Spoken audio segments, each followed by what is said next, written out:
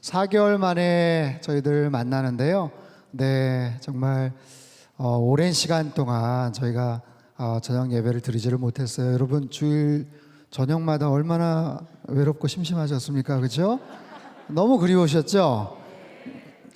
네, 대답을 자신 있게 안 하시는데 주일 저녁마다 또 가족들과 같이 식사도 하고 좀 여유롭게 주일을 한 주를 또 시작할 수 있어서 너무 좋았다 이런 이야기들도 있고 또 같이 찬양하면서 예배드렸으면 좋겠다 이런 이야기들도 많이 있었습니다. 그럼에도 어쨌든 우리 자녀들하고 같이 나와서 함께 우리 상당교회 가족 공동체로 이렇게 함께 예배를 드릴 수 있게 되어서 너무나도 기쁘고 참 감사합니다.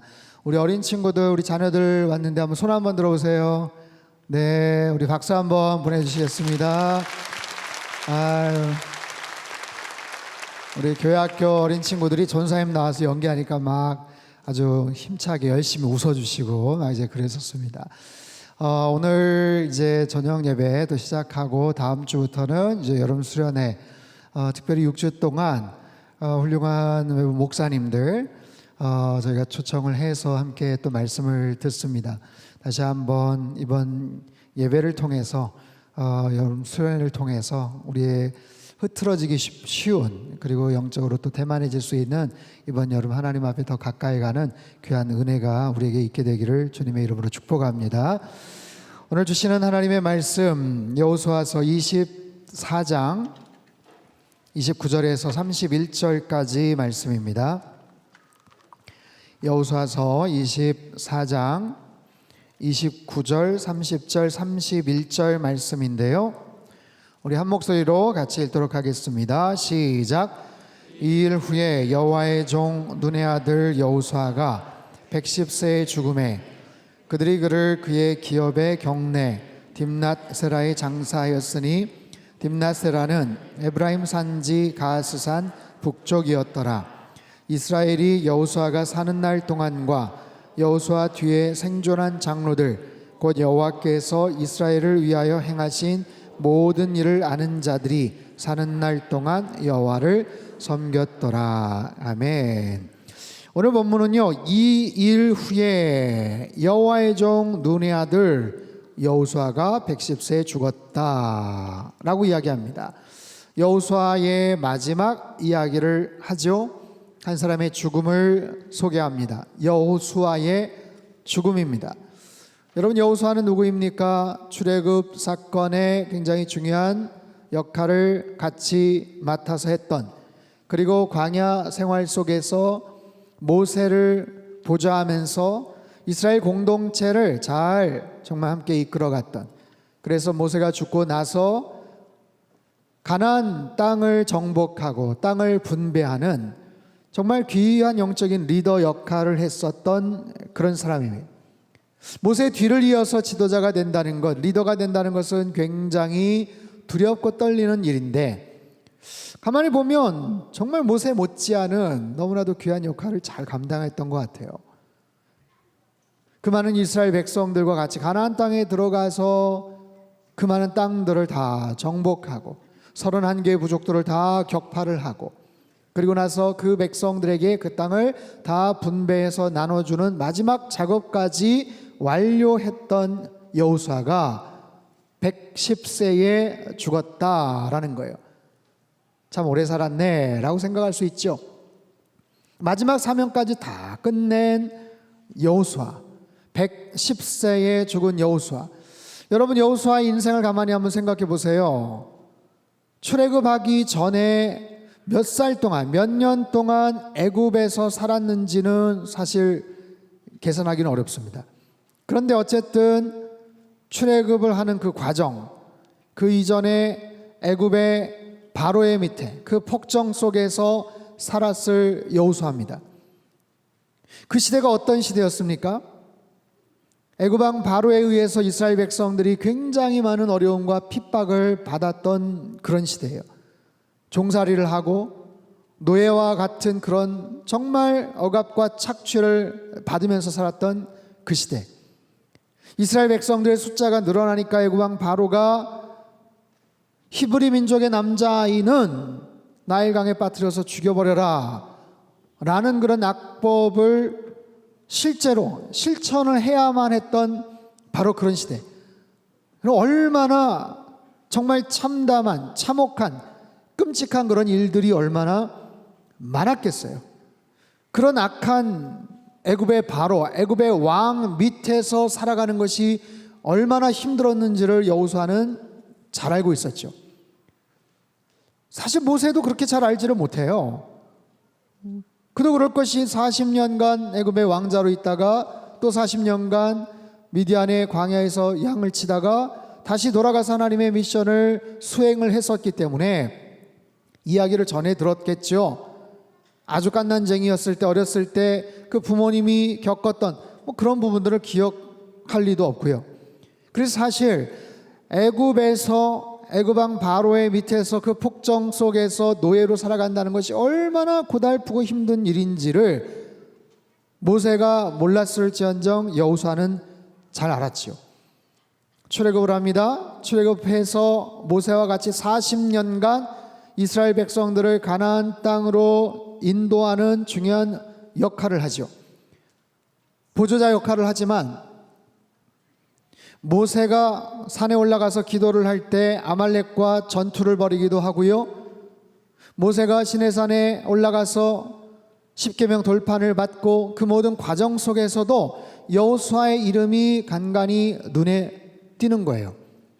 그 40년간 모세가 정말 지독한 인간의 그 불순종과 원망, 이스라엘 백성들 그 뼛속 깊이 스며 있는 그런 악한 인간의 그런 죄성들, 조금만 방심하면 금방 하나님을 저버리고 불평하고 원망하고 하나님을 향해서 투덜거리고 모세를 향해서 돌을 집어던지려고 했었던 이스라엘 백성들, 그 인간의 그 끔찍한 불순종과 그 지독한 그 죄성들, 여호수아는 그것을 다 옆에서 봤죠. 인간이 얼마나 연약한 존재인지, 얼마나 지독한 죄성이 있는 그런 존재인지. 자, 가나안 땅에 들어갑니다. 모세 뒤를 이어서 리더가 돼요. 그 막중한 책임감, 그 부담감, 그럼에도 불구하고 여호수아는 참 잘 그 역할들을 감당했던 것 같아요. 가나안 땅에 들어가서 여호수아는 하나님이 주시는 명령, 말씀에 근거해서 그 땅을 하나씩 한 민족씩 다 정복해 나아갑니다. 정복해가는 그 과정 속에서 하나님을 알지 못했던 그들, 부패하고 타락 가운데 거했던 그 가나안 민족들, 그들을 다 처단을 하고 칼을 뽑아서 정복 전쟁을 마치고 그 과정 속에서 인간의 그 죄성과 헛된 우상을 섬김으로 인한 그 처절한 종말의 현장을 여호수아는 다 목격을 하죠. 그리고 그 상황을 통해서 여호수아가 칼을 들어서 직접 그 모든 심판의 과정 가운데 주도적인 역할들을 감당을 합니다. 수많은 사람들이 죽어가는 거예요. 하나님의 명령에 의해서 그 많은 가나안 족속들을 불쌍히 여기지 않으면서 정말 단호하게 그 모든 것들을 척결시켜 나가는 그 모든 과정들을 통해 헛된 우상을 섬기는 자들의 운명이 어떤 것인지를 여호수아는 뼈저리게 확인하고 깨달을 수 있었죠. 보세요. 여호수아는 애굽에도 있었고 광야 생활도 했고 가나안 땅에 들어가서 그 모든 정복 전쟁 그리고 땅을 분배하는 과정까지 가장 중심에서 그 일들을 맡았던 사람이에요. 그 속에서 인간이 얼마나 부패한 존재인지, 인간이 얼마나 무력한 존재인지, 그 속에 뼈저리게 깊이 들어가 있는 그 죄성이 무엇인지, 그러면서 그 인간이 결국에는 누군가를 섬길 수밖에 없는 그런 존재구나라는 것을 여호수아는 깨닫죠. 누군가를 섬길 수밖에 없는데 잘못된 리더를 만나거나 잘못된 우상을 섬기면 절대로 안 되는구나. 누구를 섬기느냐 하는 것은 너무나도 중요한 문제구나. 이건 막연한 이야기가 아니라 대단히 실제적이고 가장 중요한 선택이라는 것을 여호수아는 깨닫는 거예요. 그 여호수아가 죽습니다. 사명을 다 마치고 110세에 세상을 떠나요. 모세가 여호수아에게 자신의 후계자의 자리를 물려준 것처럼 왜 여호수아는 새로운 리더를 세우지 않았을까? 그게 참 궁금하죠. 그게 참 궁금해요. 왜 새로운 리더를 세우지 않고 그냥 그렇게 세상을 떠났을까? 그런 연유로 인해서 그 다음 세대까지 믿음이 지속되지 못한 그런 아쉬움이 있었지만 여호수아의 마음속에는 누구를 섬기느냐 하는 것에 대한 그 필요성, 그 중요함을 여호수아는 굉장히 깊이 절감을 해요. 그래서 그런 마음을 가지고 이스라엘 백성들을 향해서 죽기 전에 아주 의미심장한 말씀, 메시지를 남기죠. 여호수아서 24장 15절 말씀 우리 같이 한번 읽도록 하겠습니다. 시작. 만일 여호와를 섬기는 것이 너희에게 좋지 않게 보이거든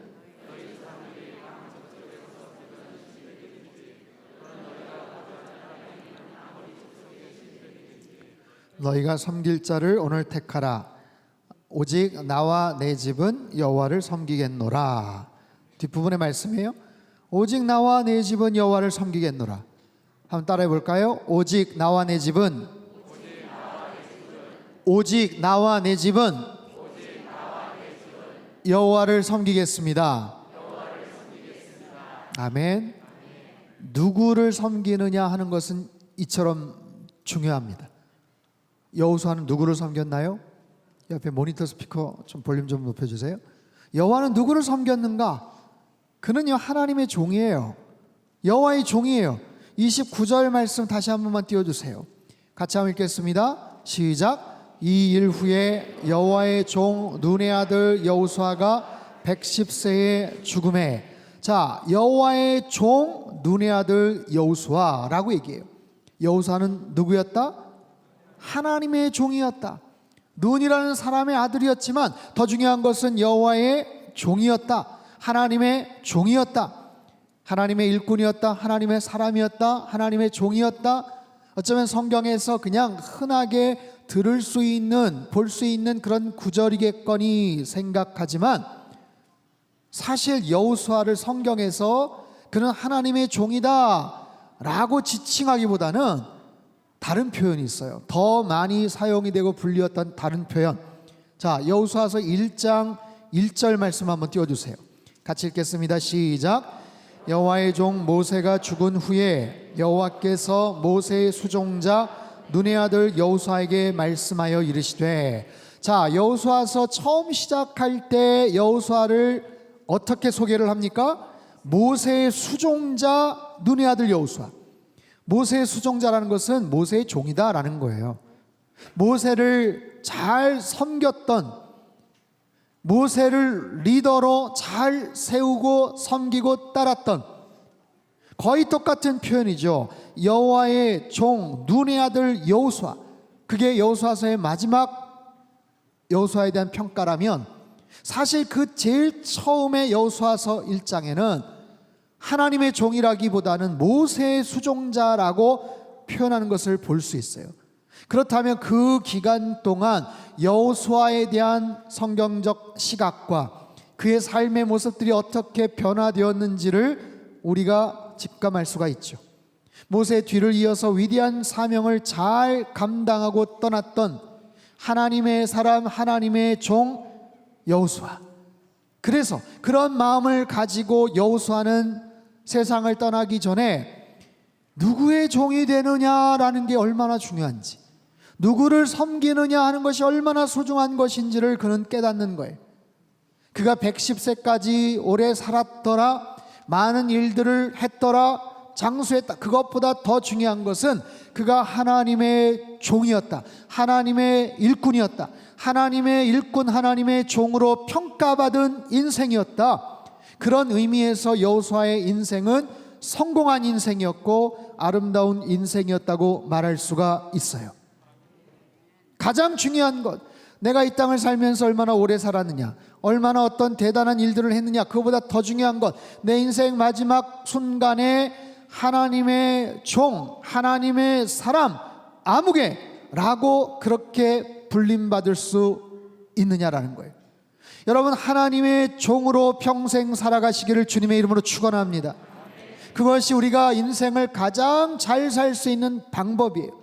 하나님의 종으로 사는 것, 하나님의 일꾼이 되어서 사는 것. 여러분, 오늘 이 시간 우리는 이 저녁에 교회에 와서 예배를 드립니다. 같은 시간임에도 불구하고 여전히 세상 속에서 하나님을 알지 못한 채 세상 문화와 세속적인 가치관 속에 끌려다니며 살아가는 사람들이 얼마나 많은지 몰라요. 누구의 종이 된다는 것, 여러분, 이건 굉장히 우리에게는 낯선 표현이에요. 오늘 이 시대에 무슨 누가 누구의 종이 된다는 말인가? 이건 옛날에나 있을 그런 이야기지, 아니면 아직도 뭔가 민주화되지 않은 그런 어떤 다른 나라에서나 흔히 볼 수 있는 그런 표현이겠지라고 생각을 하지만, 오늘 이 시대에도 너무나도 많은 사람들이 무엇에 종이 되어 살아갑니다. 어딘가에 이끌려서 살아갑니다. 무엇에 속박이 되어서 살아갑니다. 수많은 사람들이 중독에 이끌려서 살아갑니다. 자기가 원하는 대로 할 수가 없어요. 제지하지를 못해요. 게임 중독에 빠진 사람들이 얼마나 많은지 몰라요. 알코올 중독에 빠져서 자기가 무슨 행동, 생각을 하는지를 알지 못하는 그런 사람들이 얼마나 많은지 몰라요. 제가 어제 산남동 그쪽에 크리스찬 하우스 그쪽으로 해가지고 구룡터나 그쪽으로 가는데, 거기에 그 모퉁이에 크리스찬 하우스 그쪽 모퉁이에 짬뽕 가게가 하나 있어요. 혹시 아세요? 한 번도 가보진 않았지만 그 짬뽕 가게가 문을 닫고 뭘 배너 같은 걸 붙여놨더라고요. 가만히 이렇게 정차 신호등 기다리면서 봤더니 어떤 음주 운전자가 갑자기 그 짬뽕 가게로 팍 쳐들어가가지고 아마 그 안을 다 부숴버린 것 같아요. 그래가지고 뭐 어느 기간 동안 저희가 공사를 합니다. 뭐 양해해 주십시오. 다시 찾아오십시오. 그런 얘기를 하고 있어요. 그러니까 그 내용만 가만히 보니까, 아니, 음주운전자가 어디서 어떻게 꺾어가지고 거기를 세상에 멀쩡한 식당에 그냥 쳐 들어가가지고 사람이 다쳤는지 뭐 그건 잘 모르겠지만 아무튼 끔찍한 거죠. 음주운전. 여러분, 술의 노예가 되어서, 알코올에 중독이 되어서, 게임에 중독이 되어서, 마약에 중독이 되어서, 성에 중독이 되어서 끌려다니는 거예요. 그게 바로 종이죠. 그게 바로 종인 거예요. 내가 원치 않는데, 내가 이러면 안 되는데 하면서 그런 모습으로 끌려갑니다. 그런 모습으로 인생을 망칩니다. 시간을 허비합니다. 건강을 해칩니다. 모든 관계가 다 끊어져 버립니다. 그렇게 해서 절망을 하고 살아갈 의욕을 잃다 보니 스스로 목숨을 끊는 그런 일들, 비참한 거죠. 누구의 종이 되어서 살아가는가? 우리는 누구의 종이 되어서 살아가야 되는가? 여러분, 일평생을 하나님의 종으로 살아가는 은혜가 있게 되길 축원합니다. 오늘 본문에는요 31절에 굉장히 의미 있는 이야기가 소개가 돼요. 31절 같이 읽겠습니다. 시작. 이스라엘이 여호수아가 사는 날 동안과 곧 여호와께서 이스라엘을 위하여 행하신 모든 일을 아는 자들이 사는 날 동안 여호와를 섬겼더라. 자, 이 부분은 요 내용만 보면 굉장히 여호수아나 함께 생존을 했던 이스라엘의 영적인 리더들이 하나님을 열심히 섬겼구나 하는 굉장히 긍정적인 메시지를 주는 것 같지만, 사실은 대단히 아쉬움이 남는 그런 내용이에요. 아까도 말씀을 드렸죠. 모세는 자기가 죽기 전에 여호수아에게 모든 리더십을 이양을 했어요. 근데 왜 여호수아는 새로운 리더를 세우지를 않았을까? 그러다 보니 이스라엘 민족은 여호수아가 사는 날 동안, 그리고 함께 믿음 생활을 했던 장로들, 모든 상황을 아는 리더들이 사는 날 동안 여호와를 섬겼다. 더 정확하게는 뭐냐면, 우리말 성경으로 한번 띄워주세요. 같이 한번 읽죠. 시작. 이스라엘은 여호수아가 살아있는 동안과 여호수아보다 오래 산 장로들 곧 여호와께서 이스라엘을 위해 하신 모든 일을 보아 알고 있는 장로들이 살아있는 동안만 여호와를 섬겼습니다. 이게 어떤 뉘앙스인지 아시겠죠?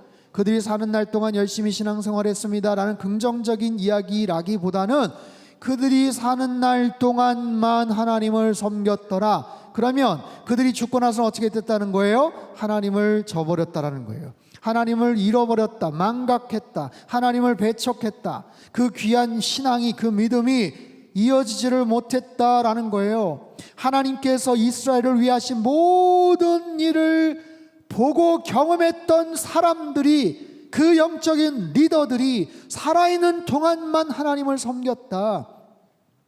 당대에는 되게 잘했는데, 당대에는 열심히 믿음 생활했는데 그 다음 세대로 연결이 되지를 못했다라는 거예요. 이건 굉장히 속상하고 참담한 그런 이야기죠. 안타까운 이야기죠. 여호수아 때 그렇게 잘했는데, 그 당시 영적 리더들이 있을 때 그렇게 잘했는데 그들이 살아있는 동안만 하나님을 섬겼다는 거예요.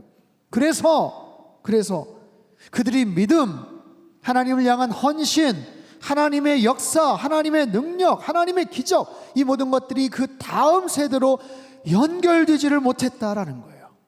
이게 얼마나 가슴 아픈 이야기입니까? 그러다 보니 곧바로 넘어가는 사사기서에 보면 이스라엘 백성들이 왕이 없었기 때문에 각자의 소견에 옳은 대로 행했더라.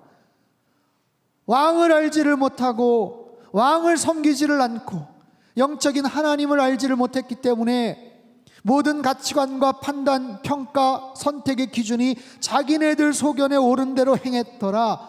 그러다 보니 사사시대에 그 엉망진창에 추접하고 냄새나는 이야기들이 쏟아져 나오는 거예요. 하나님을 알지 못하는 다음 세대, 온갖 악을 행하고 하나님을 떠나는 일들이 벌어졌더라.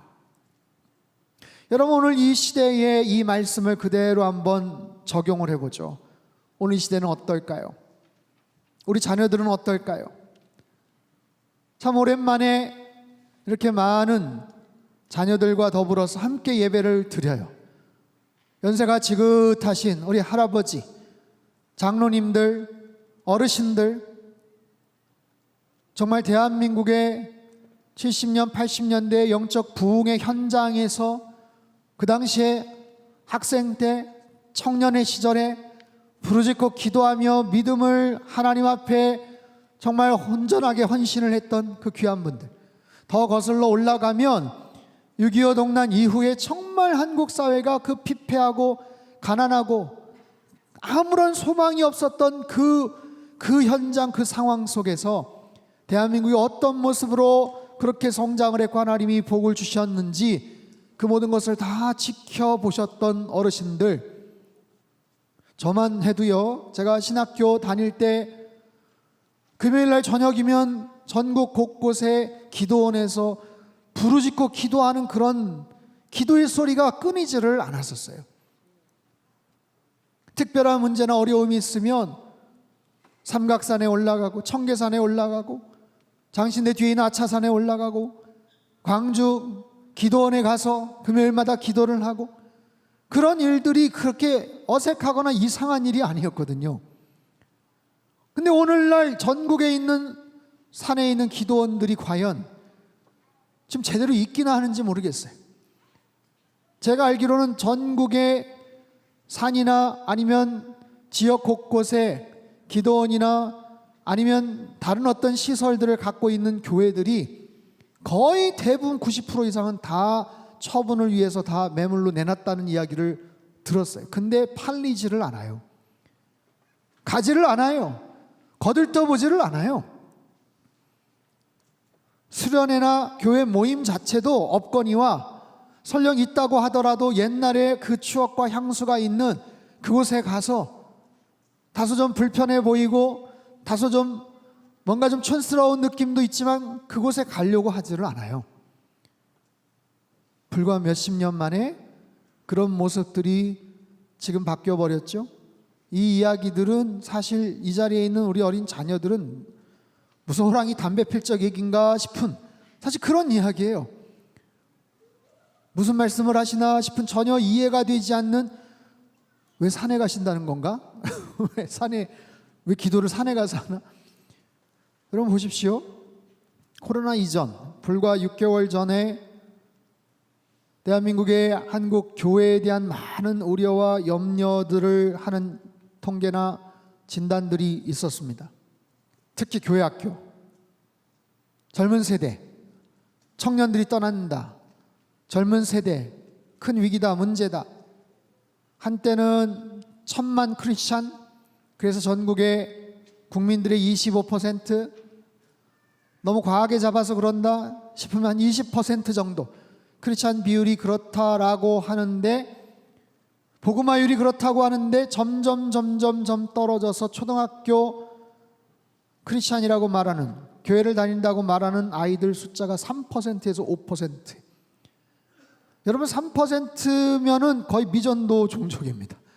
선교사를 파송해야 될 바로 그런 지역.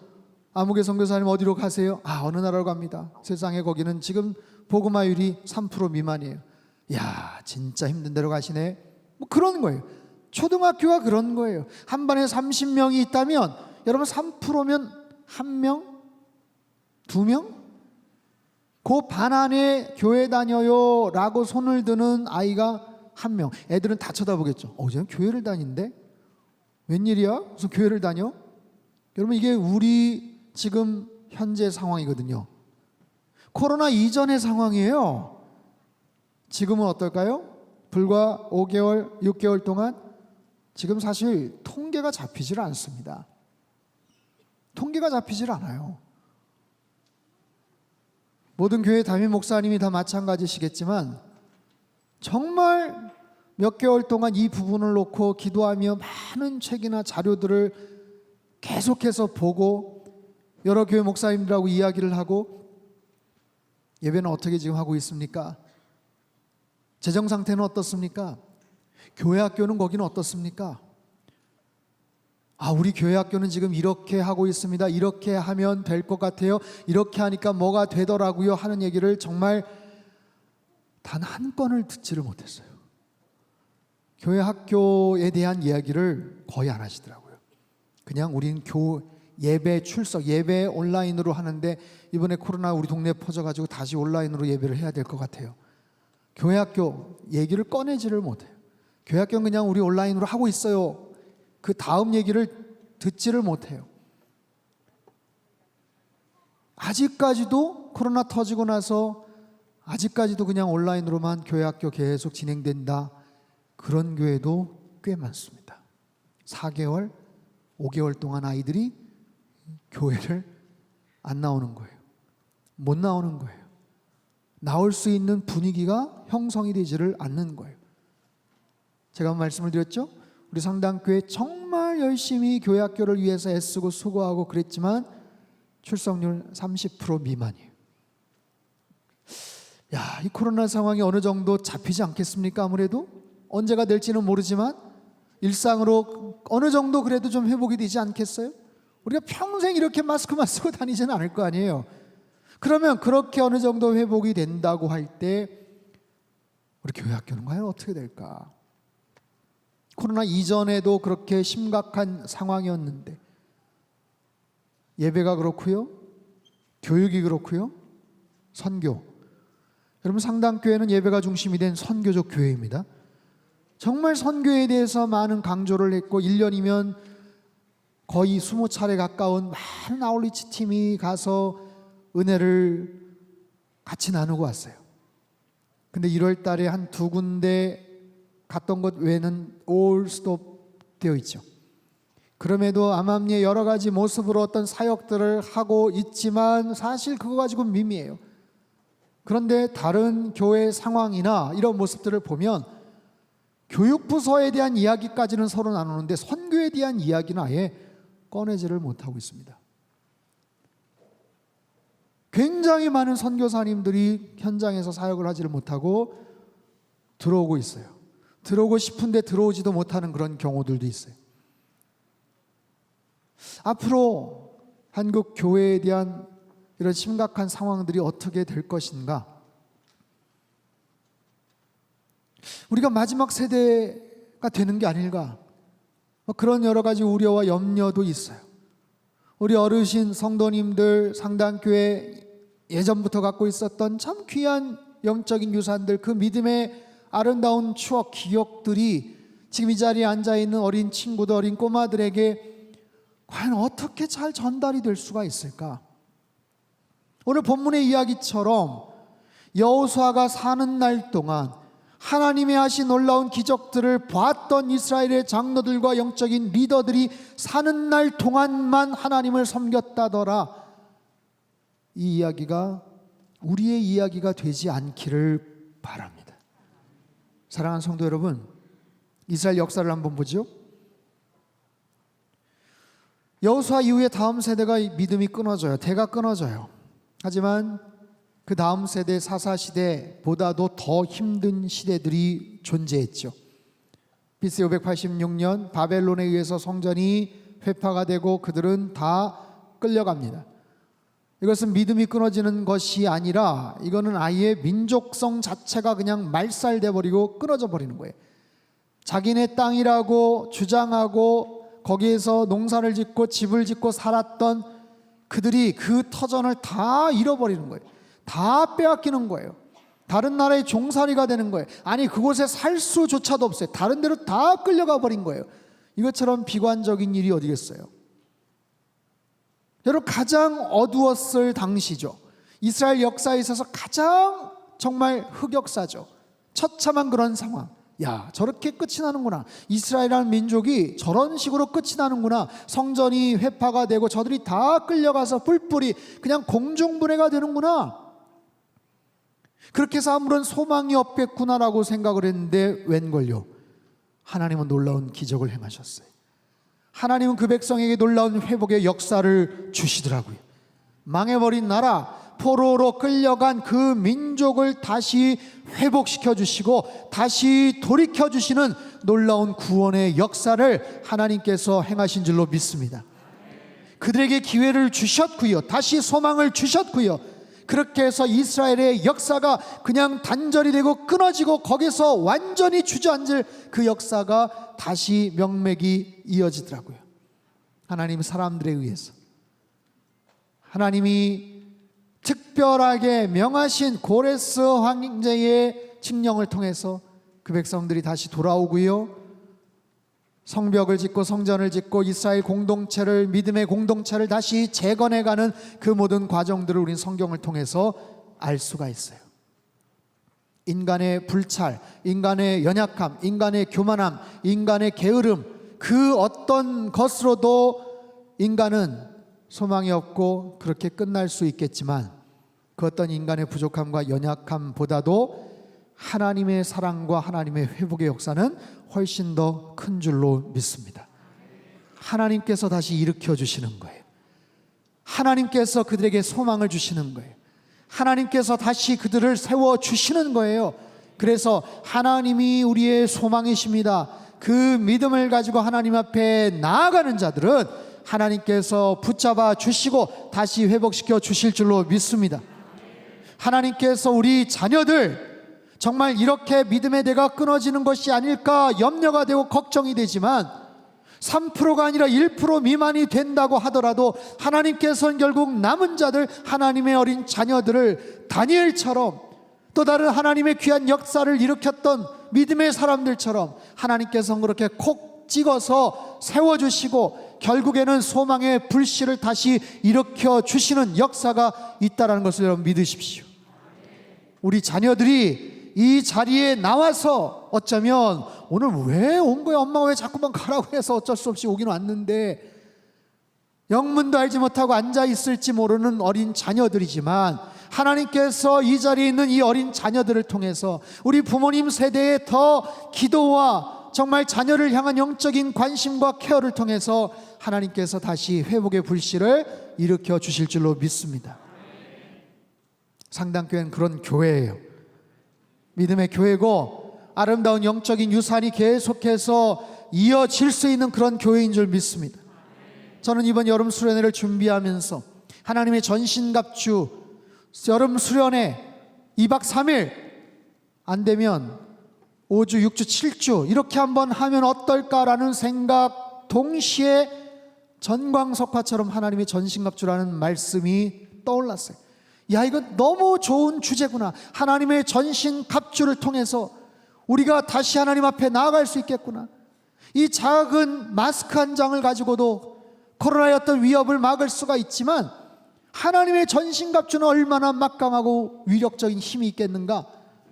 하나님께서 그런 마음을 주시는 거예요. 여러분, 대한민국에서 이런 시국에 여름 수련을 이렇게 준비하는 교회가 정말 몇 교회가 될지 모르겠어요. 그렇기 때문에 더욱더 조심스러운 거예요. 그렇기 때문에 더욱더 정말 기도가 필요한 거예요. 그래서 어제 당회에서 장로님들하고 같이 논의를 하다가 지금까지 별일이 없었지만 성가대 찬양팀 불편하고 힘드시겠지만 실제적으로도 그것이 예방이 되죠. 그러나 더 나아가서 하나의 어떤 상징적인, 우리로 하여금 더 경각심을 갖고 조심해야 되겠구나. 아니면 외부에서 스크린으로, 화면으로, 유튜브로 보는 다른 교회에서 아상당교회 뭐 여름 수련회를 한다고 하는데 마스크도 안 쓰고 너무 방심하는 거 아니야? 그런 의식이 들지 않게끔 우리 스스로가 더 조심해야 되는구나.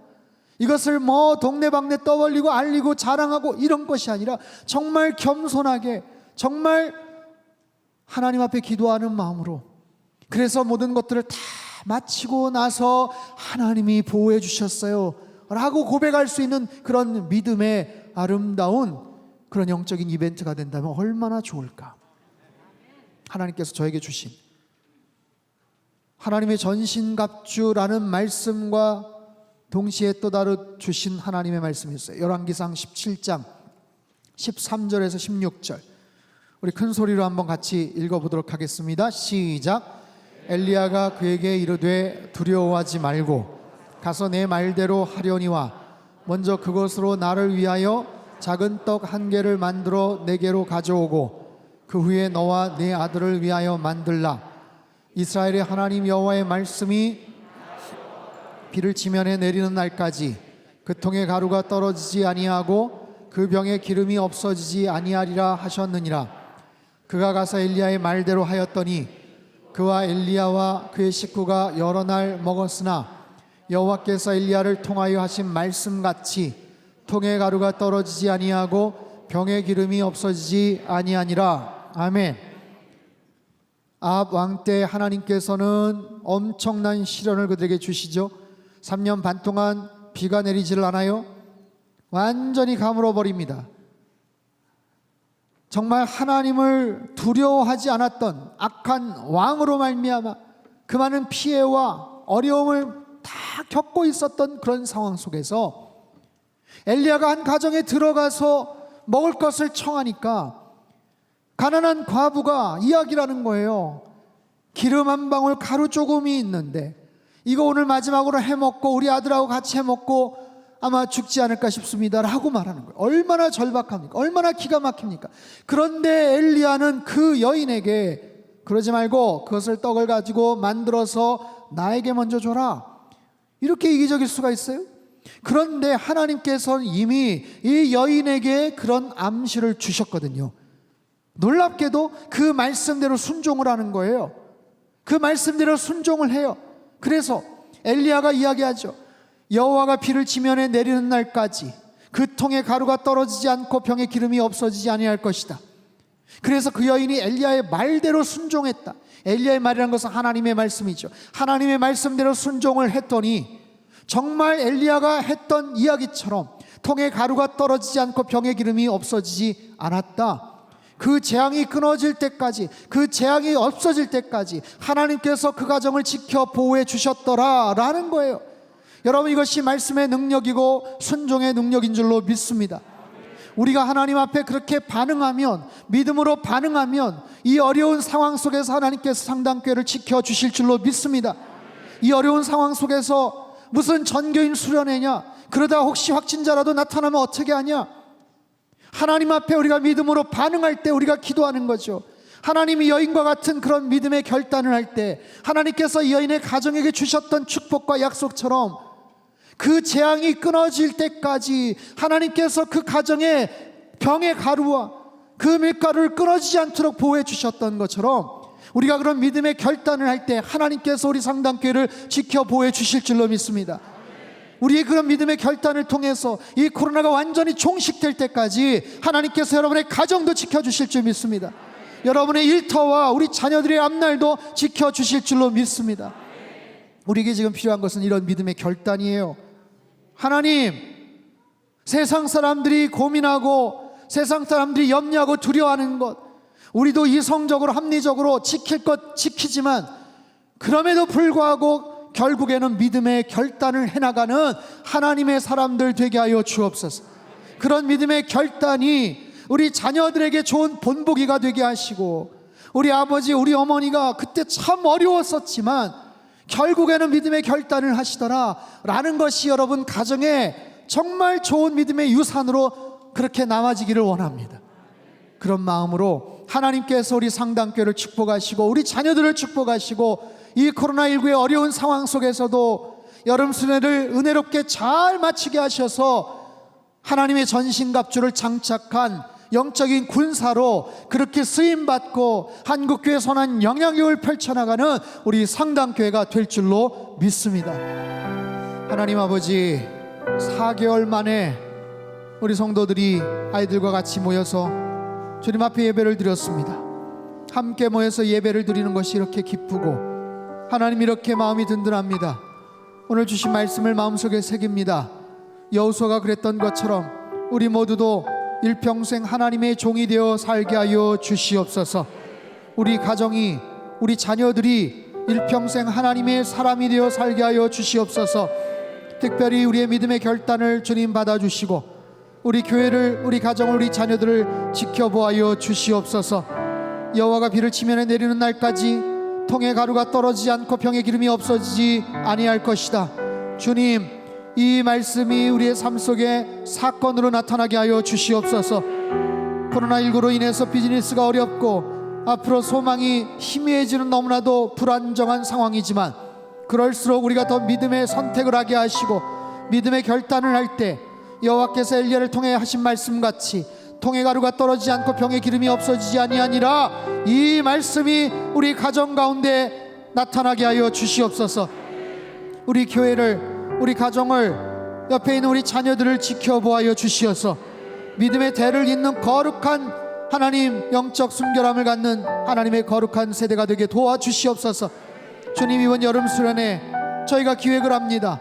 모든 교회마다 영적인 무기력과 어쩔 수 없는 상황 속에서 모든 집회와 수련회를 다 취소하는데 우리 상당교회에 큰 은혜를 주셔서 감사합니다. 이번 여름 수련회를 통해서 하나님의 전신갑주를 장착하는 모든 성도님들 다 되게 하여 주시옵소서.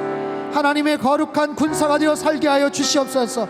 이제 전투가 벌어집니다. 싸움이 벌어집니다. 영적인 싸움이 시작이 됩니다. 악한 마귀 사단이 우리를 유혹하고 분열시키고 영적으로 시험할 수 있는 그런 상황 속에서 정신 똑바로 차리고 하나님의 전신갑주를 장착하는 거룩한 믿음의 사람들 다 되게 도와주시옵소서.